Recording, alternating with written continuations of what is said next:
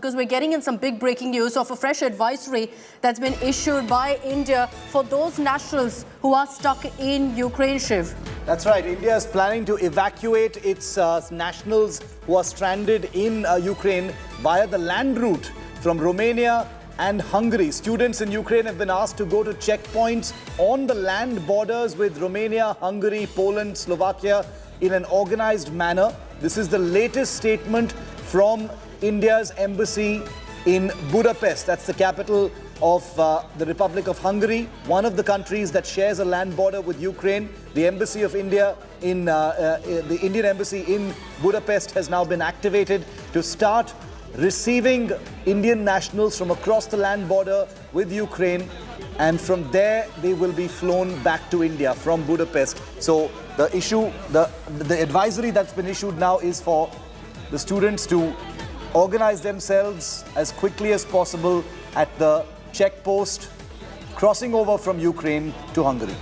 That's right. For all the Indian nationals stuck in Ukraine watching this broadcast, for all the families out there worried about your loved ones in Ukraine, read this advisory carefully that we're putting out here on our screens.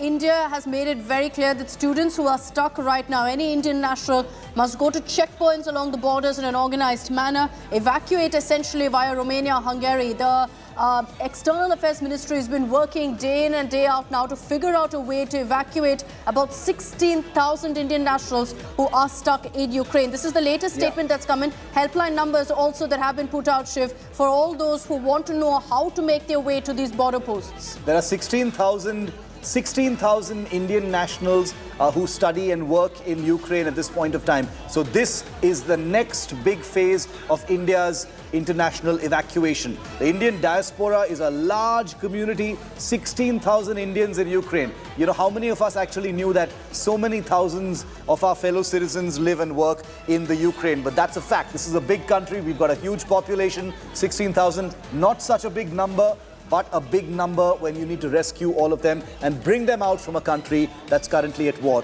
As Akshita said, all those numbers will be on your screen.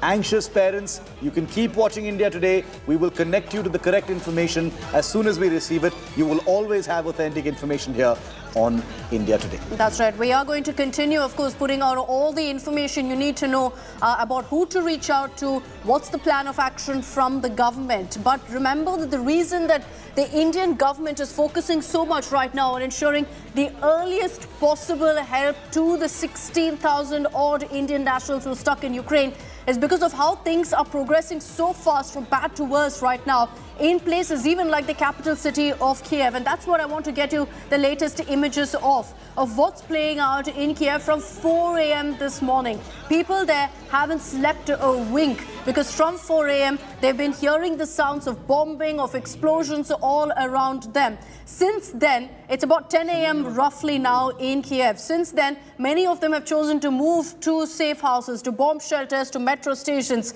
Because see those images on your screens of the explosions that took off and the aftermath also of these attacks in the heart of Kiev. The entire city now looks like a ghost town. All our reporters on the ground have been showing us how there isn't a single soul on the roads right now. And mind you, this is the capital of Ukraine. Now, the Ukraine government is also saying at this point that there are some Russian sabotage groups who have managed to enter. These attacks by Russia being carried out by cruise or ballistic missiles.